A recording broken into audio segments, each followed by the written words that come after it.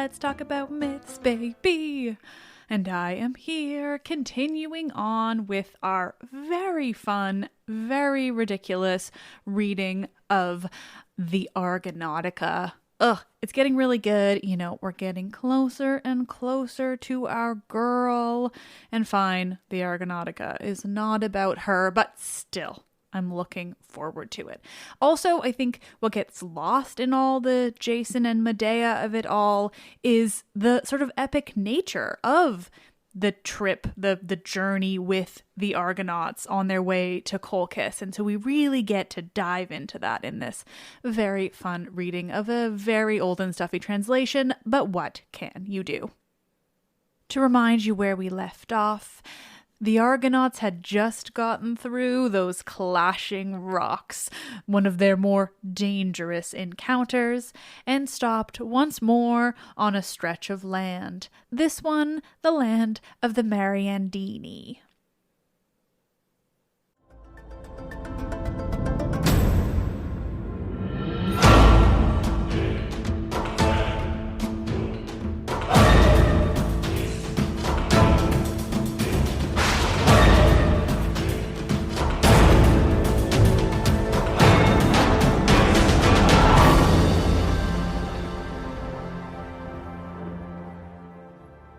This is the Argonautika by Apollonios, Book 2, Part 3, translated by RC Seaton. Not long had they come unmarked by Lycus, the lord of that land, and the Mariandini, they, the slayers of Amycus, according to the report which the people heard before. But for that very deed they even made a league with the heroes, and Polydeuces himself they welcomed as a god, flocking from every side, since for a long time had they been warring against the arrogant Bebrycians. And so they went up all together into the city, and all that day with friendly feelings made ready a feast within the palace of Lycus, and gladdened their souls with converse. Aeson's son told him the lineage and name of each of his comrades, and the behests of Peleus, and how they were welcomed by the Lemnian women, and all that they did at the Dolionian Caesius, and how they reached the Mysian land and Chios, where, sore against their will, they left behind the hero Heracles. And he told the saying of Glaucus, and how they slew the Bebrycians and Amycus, and he told of the prophecies and afflictions of Phineus, and how they escaped the Chianian rocks, and how they met with Leto's son at the island. And as he told all, Lycus was charmed in soul with listening, and he grieved for Heracles left behind, and spoke as follows among them all. O friends, what a man he was, from whose help you have fallen away as you cleave your long path to Aeetes. For well do I know that I saw him here in the halls of Dascalus, my father, when he came hither on foot through the land of Asia, bringing the girdle of warlike Hippolyta. And me he found with the down just growing on my cheeks. And here, when my brother Priolus was slain by the Mysians, my brother whom ever since the people lament with most piteous dirges, he entered the lists with Titius in boxing and slew him, mighty Titius, who surpassed all the youths in beauty and strength, and he dashed his teeth to the ground. Together with the Mysians he subdued beneath my father's sway the Phrygians also, who inhabit the land next to us, and he made his own the tribes of the Bithynians and their land, as far as the mouth of Rebus and the peak of Coloni, and beside them the Paphlagonians of Pelops yielded just as they were, even all those round whom the dark water of Belias breaks. But now the Bebrycians and the insolence of Amycus have robbed me, since Heracles dwells far away, for they have long been cutting off huge pieces of my land until they have set their bounds at the meadows of deep-flowing Hypaeus. Nevertheless, by your hands have they paid the penalty, and it was not without the will of heaven, I trow, that he brought war on the Bebrycians this day. He, the son of Tyndareus, when he slew that champion. Wherefore, whatever requital I am now able to pay, gladly I will pay it, for that is the rule for weaker men when the stronger begin to help them. So with you all and in your company, I bid Dascylus my son follow, and if he goes, you will find all men friendly that you meet on your way through the sea, even to the mouth of the river Thermodon. And besides that, to the sons of Tyndareus will I raise a lofty temple on the Acherusian height, which all sailors shall mark far across the sea and shall reverence. And hereafter for them will I set apart outside the city, as for gods, some fertile fields of the well-tilled plain. Thus, all day long they revelled at the banquet. But at dawn they hied down to the ship in haste, and with them went Lycus himself, when he had given them countless gifts to bear away, and with them he sent forth his son from his home. And here his destined fate smote Idmon, son of Abas, skilled in soothsaying, but not at all did his soothsaying save him, for necessity drew him on to death. For in the mead of the reedy river there lay, cooling his flanks and huge belly in the mud, a white tusked boar, a deadly monster, whom even the nymphs of the marsh dreaded, and no man knew it. But all alone he was feeding in the wide fell. But the son of Abas was passing along the raised banks of the muddy river, and the boar from some unseen lair leapt out of the reedy bed and charged, gashed his thigh, and severed in two the sinews and the bone. And with a sharp cry the hero fell to the ground, and as he was struck his comrades flocked together with answering cry. And quickly Peleus with his hunting spear aimed at the murderous boar as he fled back into the fen, and again he turned and charged. But Idas wounded him, and with a roar he fell impaled upon the sharp spear. And the boar they left on the ground just as he had fallen there. But Idmon, now at the last gasp, his comrades bore to the ship in sorrow of heart, and he died in his comrades' arms. And here they stayed from taking thought for their voyaging, and abode in grief for the burial of their dead friend. And for 3 whole days they lamented, and on the next they buried him with full honours, and the people and King Lycus himself took part in the funeral rites. And, as is the due of the departed, they slaughtered countless sheep at his tomb. And so a barrow to this hero was raised in that land, and there stands a token for men of later days to see, the trunk of a wild olive tree, such as ships are built of, and it flourishes with its green leaves a little below the Acherusian headland. And if, at the bidding of the Muses, I must tell this tale outright, Phoebus strictly commanded the Boeotians and the Nisaeans to worship him as guardian of their city, and to build their city round the trunk of the ancient wild olive. But they, instead of the god-fearing Aeolid Idmon, at this day honor Agamestor. Who was the next that died? For then a second time the heroes heaped up a barrow for a comrade dead, for still are to be seen 2 monuments of these heroes.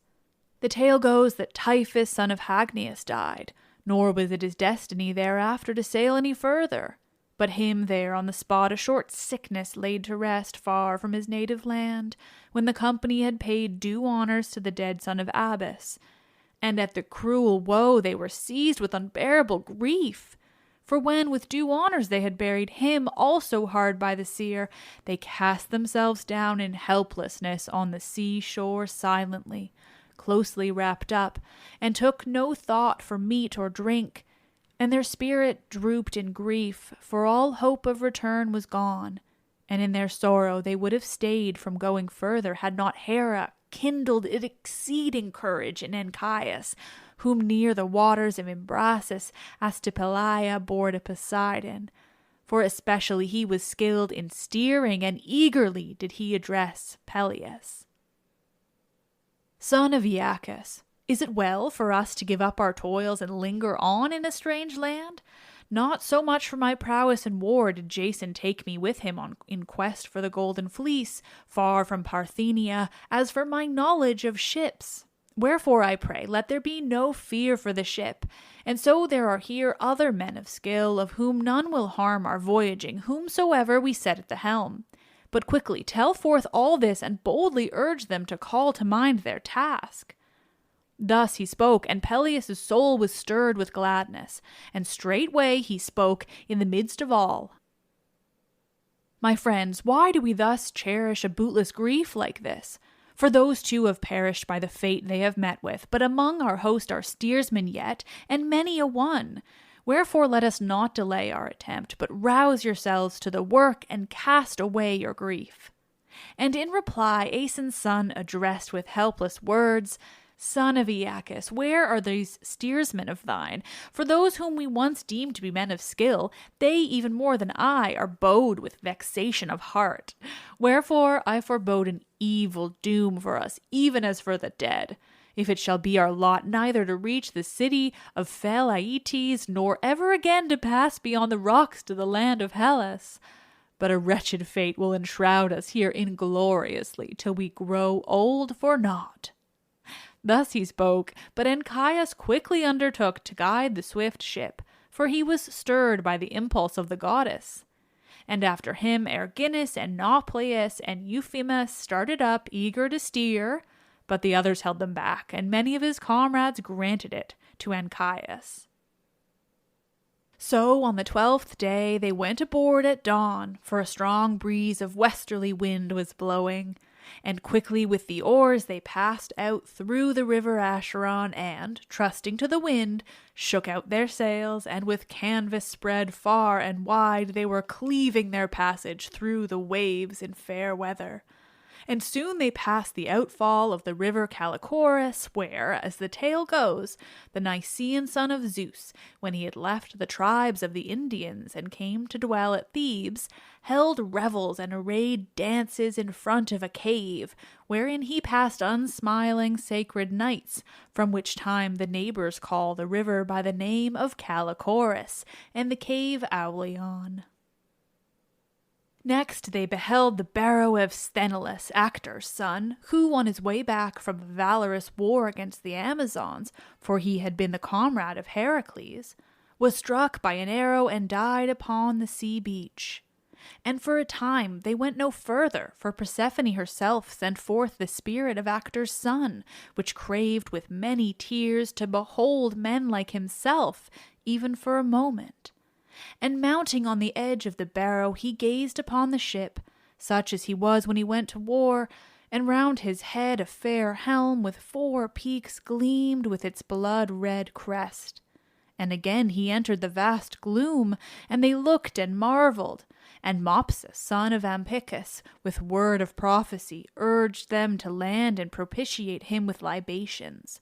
Quickly they drew sail and threw out hawsers, and on the strand paid honor to the tomb of Sthenelus, and poured out drink offerings to him, and sacrificed sheep as victims. And besides the drink offerings, they built an altar to Apollo, saviour of ships, and burnt thigh bones, and Orpheus dedicated his lyre, whence the place has the name of Lyra.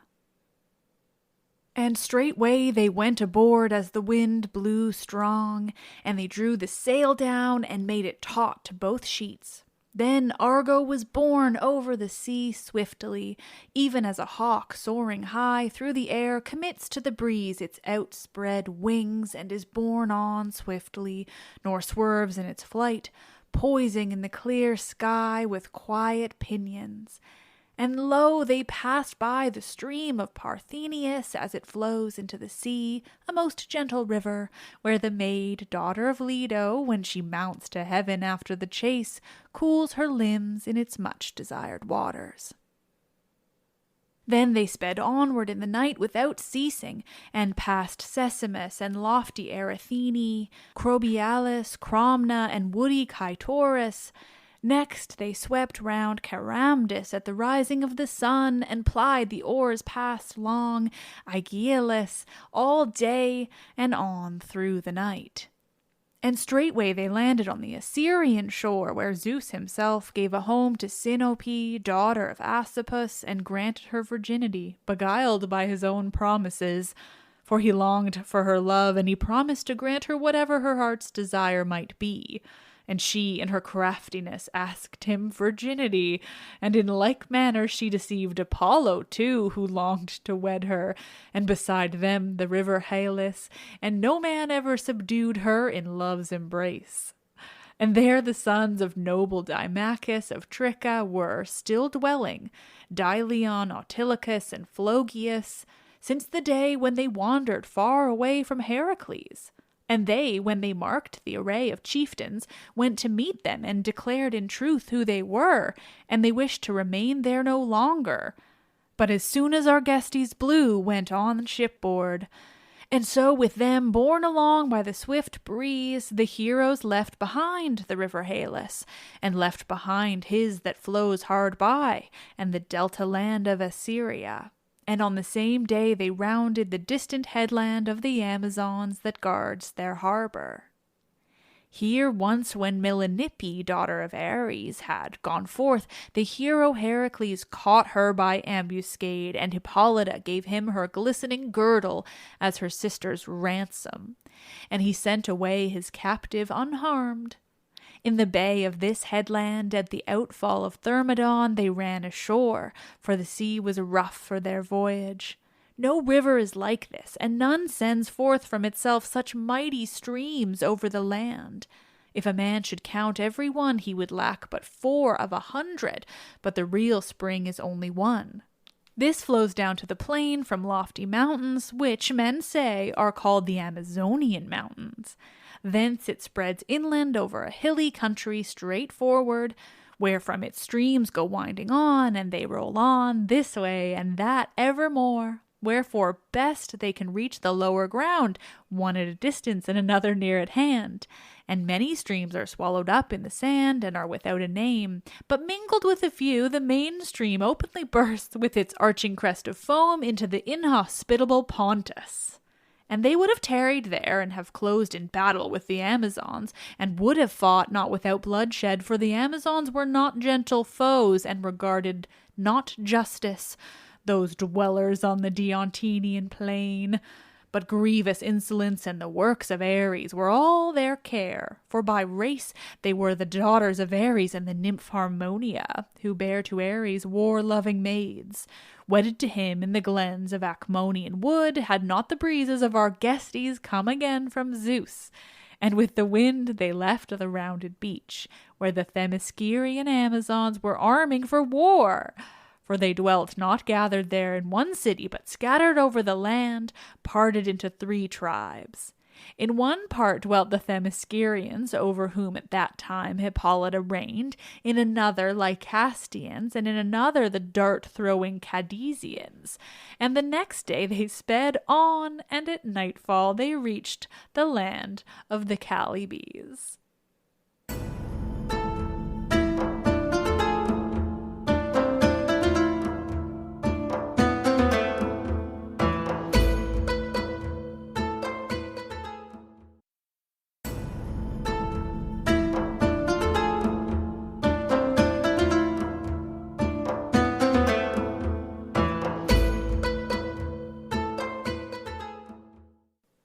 That folk have no care for ploughing with oxen, or for any planting of honey-sweet fruit, nor yet do they pasture flocks in the dewy meadow, but they cleave the hard iron-bearing land, and exchange their wages for daily sustenance.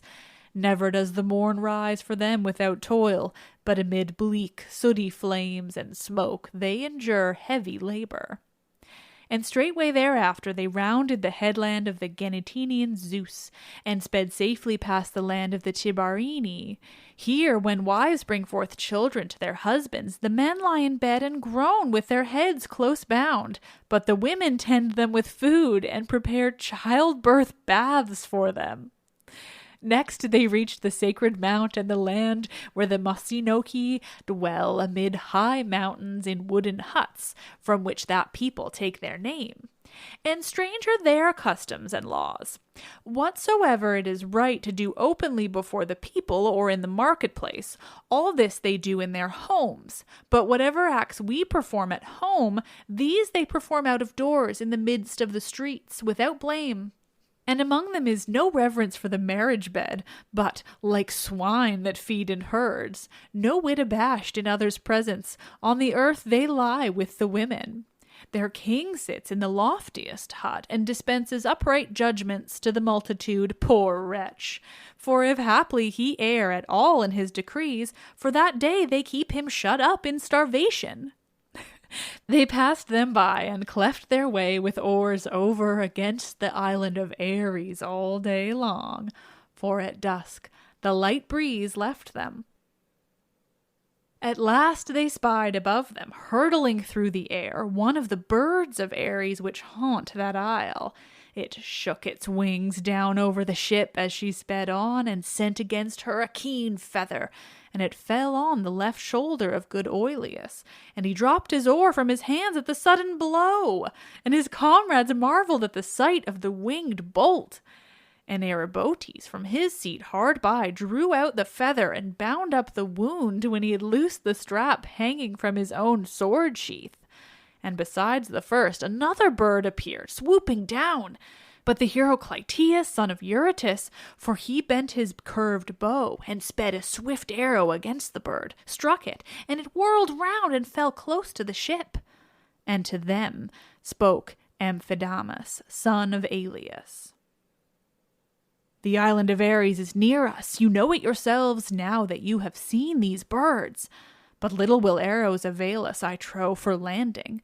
But let us contrive some other device to help us, if you intend to land, bearing in mind the injunction of Phineus. For not even could Heracles, when he came to Arcadia, drive away with bow and arrow the birds that swam on the Stymphalian lake. I saw it myself, but he shook in his hand a rattle of bronze, and made a loud clatter, as he stood upon a lofty peak, and the birds fled far off, screeching in bewildered fear. Wherefore now too let us contrive some such device, and I myself will speak, having pondered the matter beforehand.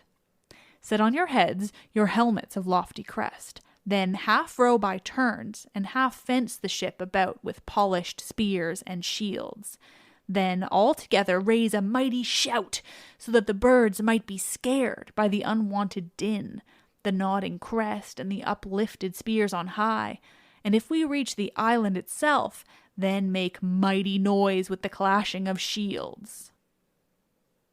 Thus he spoke, and the helpful device pleased all. And on their heads they placed helmets of bronze gleaming terribly, and on the blood-red crests were tossing. And half of them rowed in turn, and the rest covered the ships with spears and shields. And as when a man roofs over a house with tiles, to be an ornament of his home and a defense against rain, and one fits firmly into another, each after each, so they roofed over the ship with their shields, locking them together. And as a din arises from a warrior host of men sweeping on when lines of battle meet, such a shout rose upward from the ship into the air.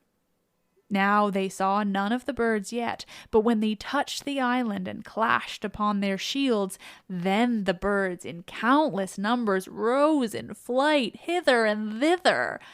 And as when the son of Kronos sends from the clouds a dense hailstorm on city and houses, and the people who dwell beneath hear the din above the roof and sit quietly, since the stormy season has not come upon them unawares, but they have first made strong their roofs. So the birds sent against the heroes a thick shower of feather shafts as they darted over the sea to the mountains of the land opposite. What then was the purpose of Phineus in bidding the divine band of heroes land there? Or what kind of help was about to meet their desire? The sons of Phrixus were faring towards the city of Orchomenus from Aea, coming from Kyte and Aeetes on board a Colchian ship, to win the boundless wealth of their father. For he, when dying, had enjoined this journey upon them. And lo, on that day they were very near that island. But Zeus had impelled the north's wind might to blow, marking by rain the moist path of Arcturus. And all day long he was stirring the leaves upon the mountains, breathing gently upon the topmost sprays. But at night he rushed upon the sea with monstrous force, and with his shrieking blasts uplifted the surge, and a dark mist covered the heavens, nor did the bright stars anywhere appear from among the clouds, but a murky gloom brooded all around. And so the sons of Phrixus, drenched and trembling in fear of a horrible doom, were borne along by the waves helplessly. And the force of the wind had snatched away their sails and shattered in two the hull, tossed as it was by the breakers. And hereupon by heaven's prompting those four clutched a huge beam, one of many that were scattered about, held together by sharp bolts, when the ship broke to pieces. And onto that island the waves and the blasts of wind bore the men in their distress within a little of death, and straightway a mighty rain burst forth and rained upon the sea and the island, and all the country opposite the land, where the arrogant Argonauti dwell. And the sweep of the waves hurled the sons of Phrixus together with their massy beam upon the beach of the island in the murky night, and the floods of rain from Zeus ceased at sunrise, and soon the two bands drew near and met each other, and Argus spoke first. We beseech you by Zeus the Beholder, whoever you are, to be kindly and to help us in our need, for fierce tempests falling on the sea have shattered all the timbers of the crazy ship in which we were cleaving our path on business bent. Wherefore we entreat you, if haply you will listen, to grant us just a covering for our bodies and to pity and succor men in misfortune, your equals in age. O reverend suppliants and strangers, for Zeus's sake, the god of strangers and suppliants. To Zeus belong both suppliants and strangers, and his eye, methinks, beholds even us. And in reply the son of Aeson prudently questioned him, deeming that the prophecies of Phineus were being fulfilled. All these things will we straightway grant you with right good will. But come, tell me truly in what country you dwell, and what business bids you sail across the sea, and tell me your own glorious names and lineage. And him Argus, helpless in his evil plight, addressed. That one, Phrixus, an Aeolid from Aia, from Hellas, you yourselves have clearly heard ere this, I trow. Phrixus, who came to the city of Aeetes, bestriding a ram, which Hermes had made all gold, and the fleece you may see even now.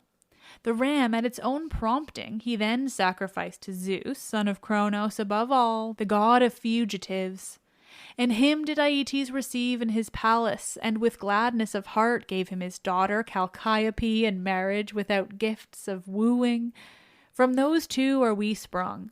But Phrixus died at last, an aged man, in the home of Aeetes, and we, giving heed to our father's behests, are journeying to Orchomenus to take the possessions of Athamas.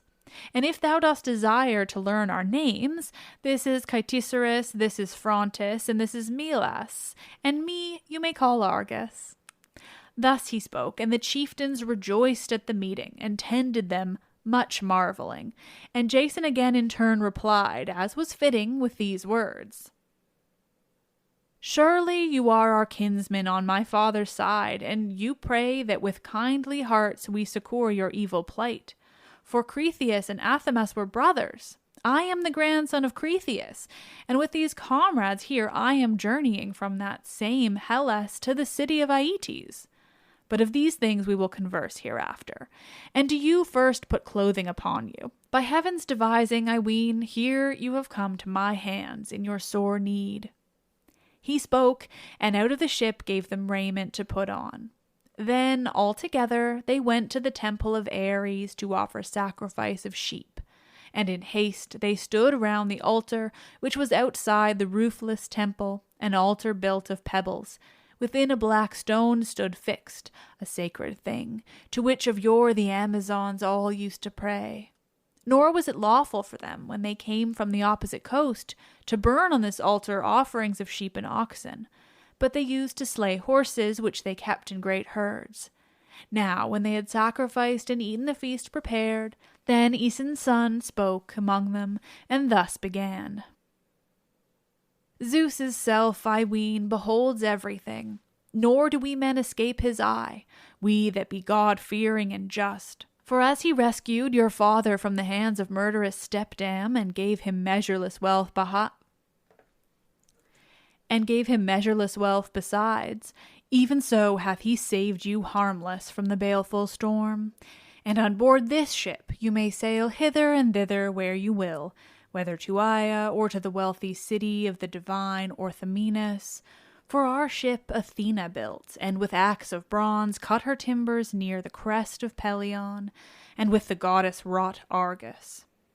But yours the fierce surge hath shattered, before you came nigh to the rocks which all day long clashed together in the straits of the sea. But come, be yourselves our helpers, for we are eager to bring to Hellas the golden fleece, and guide us on our voyage, for I go to atone for the intended sacrifice of Phrixus, the cause of Zeus's wrath against the sons of Iolus. He spoke with soothing words, but horror seized them when they heard, for they deemed that they would not find Aeetes friendly if they desired to take away the ram's fleece. And Argus spoke as follows, vexed that they should busy themselves with such a quest.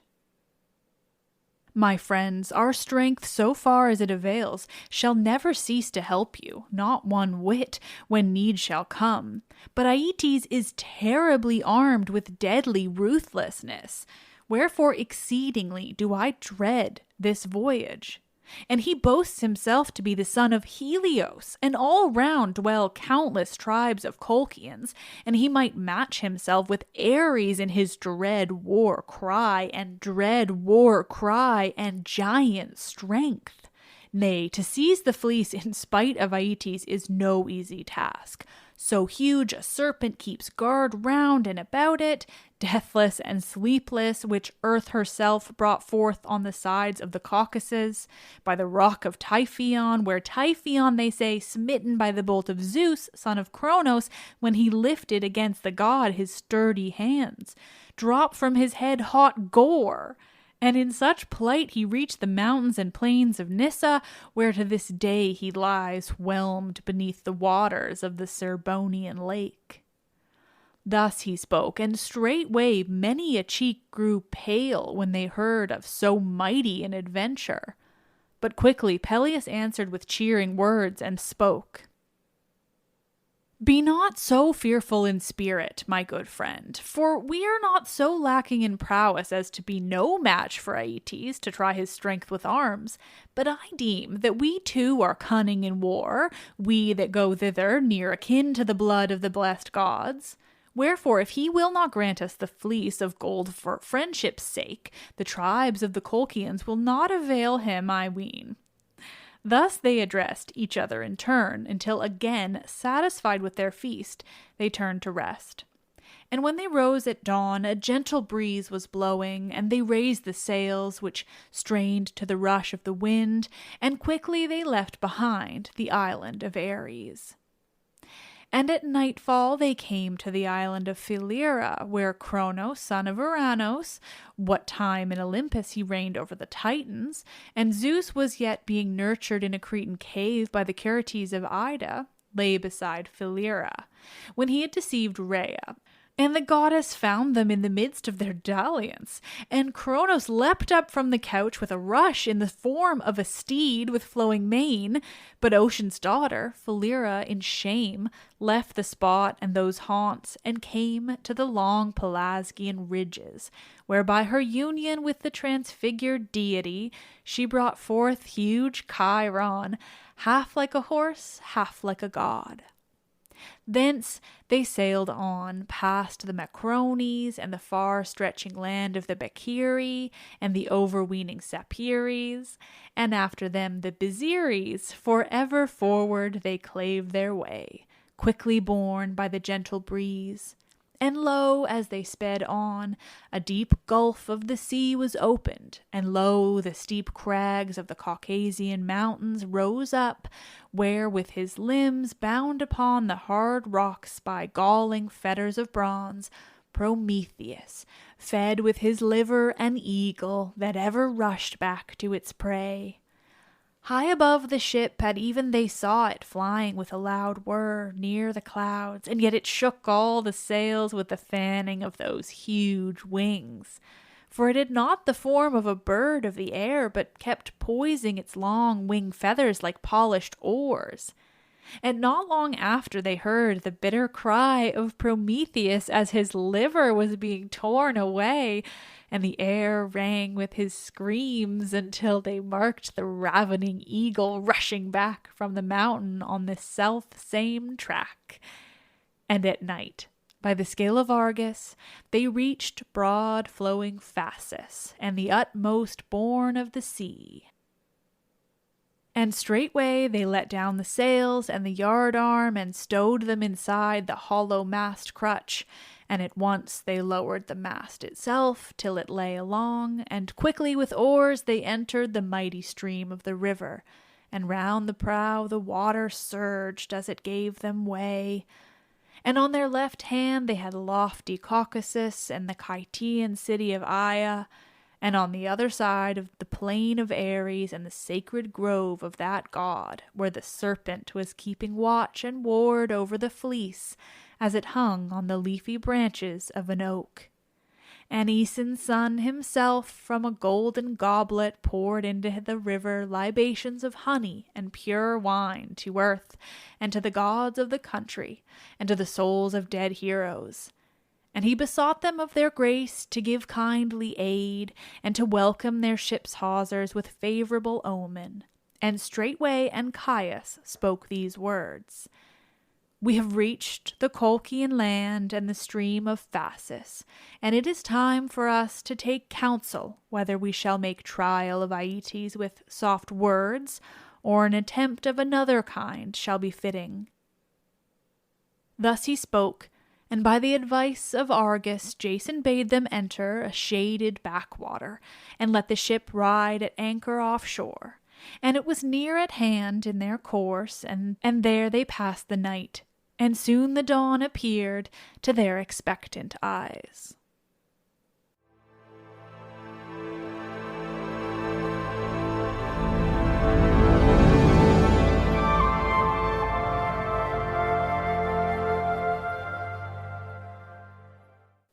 Oh, nerds, that was quite the last chunk of a single book of a story. I feel like I've never said so many words so quickly. That doesn't make any sense. But truly, I think you understand what I mean, because that was quite an episode. Anyway, I mean, honestly, not all that much happened. There's lots of little stops along the way, weird moments, some judgment of foreigners, lovely things like that. But in the end, we're finally there. We're on Colchis. The craziness is about to begin. Medea, Aeetes, the golden fleece, the serpent. There's good stuff to come. Thank you all so much for listening. These readings are quite fun, and I hope you're enjoying them. It's just a nice little extra thing to do. That said, I have so many conversations that have already been recorded, that are about to be recorded, that are lined up for all of you. So lots more of those incoming as well. You're all the best. Thank you. I am Liv, and I love this shit.